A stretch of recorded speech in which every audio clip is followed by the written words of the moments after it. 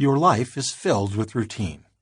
You set your alarm clock at night, take a shower in the morning, brush your teeth after breakfast, pay your bills on time, and fasten your seatbelt. With each of these actions and 100 others every day, you acknowledge the power of predictability. If you don't set the alarm, you'll probably be late for work or school. If you don't take a shower, you'll probably smell. If you don't fasten your seatbelt and then get into a freeway accident, you may die. We all seek order to deal with life's uncertainties. We look for patterns to help us cope. Scientists do the same thing. They constantly examine nature, guided by one overarching principle. The universe is regular and predictable. The universe is not random. The sun comes up every morning. The stars sweep across the sky at night. The universe moves in regular, predictable ways. Human beings can grasp the regularities of the universe and can even uncover the basic, simple laws that produce them.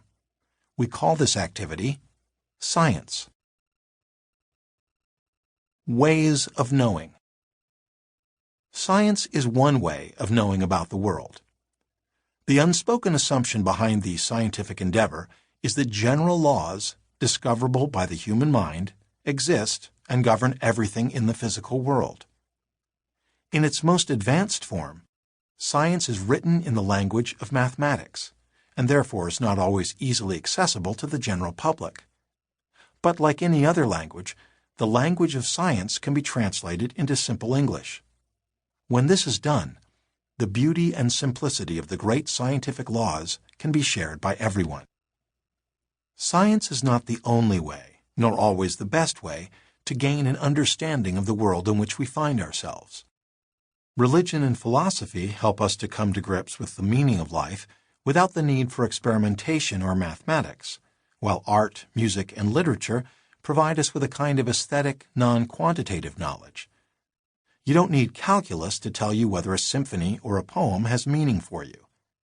Science complements these other ways of knowing, providing us with insights about a different aspect of the universe. The regularity of nature.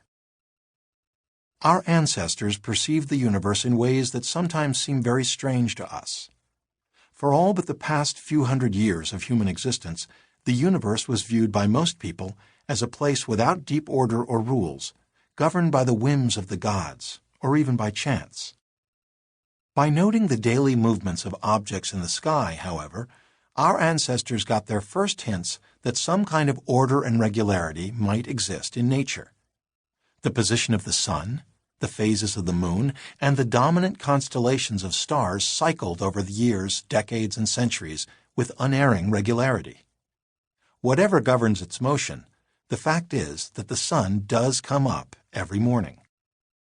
Most historians of science point to the need for a reliable calendar to regulate agricultural activity as the impetus for learning about what we now call astronomy. Early astronomy provided information about when to plant crops and gave humans their first formal method of recording the passage of time. Stonehenge, the 4,000-year-old ring of stones in southern Britain, is perhaps the best-known monument to the discovery of regularity and predictability in the world we inhabit. The great markers of Stonehenge point to the spots on the horizon where the sun rises at the solstices and equinoxes, the dates we still use to mark the beginnings of the seasons. The stones may even have been used to predict eclipses. The existence of Stonehenge, built by people without writing, bears silent testimony both to the regularity of nature and to the ability of the human mind to see behind immediate appearances and discover deeper meanings in events. The invention of science. Astronomy was the first science. Throughout history, some of the best minds produced by the human race have pondered the meaning of the celestial display. Most of the resulting theories shared a common property. They all assumed that in some way Earth was special, and that what happened in the heavens had no relevance to phenomena on Earth. In one important version of the universe, for example, the stars and the planets turned eternally on crystal spheres, and their motion had nothing to do with mundane events like the fall of an apple in an orchard. People who believed that the universe was built this way produced a large body of accurate observations of the positions of heavenly bodies. But astronomers were divorced from craftsmen and artisans who were doing different things for the development of science. While the astronomers were gazing into the heavens, other men and women, equally ingenious, were trying to understand the way things operated on Earth. Their motivation was practical. They studied the properties of heated metals because they wanted to develop stronger alloys. They studied the flow of fluids because they wanted to build canals. They experimented with different combinations of ingredients to make better-tasting food and more effective medicines, and so on. They never seemed to think that the prosaic tasks in which they were engaged had anything to do with the stars and planets.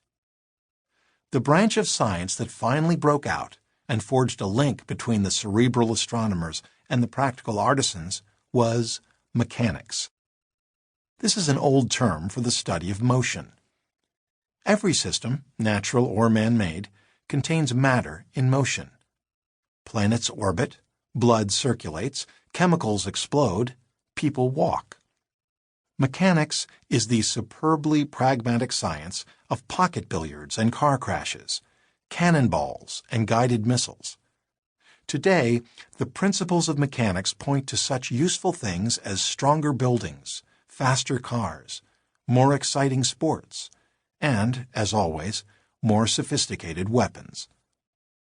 But more important from the point of view of the birth of modern science, the study of mechanics blazed the trail that subsequent scientists have followed. While studying mechanics, scientists developed and refined the scientific method, a technique that has given us so many new insights into the universe we inhabit.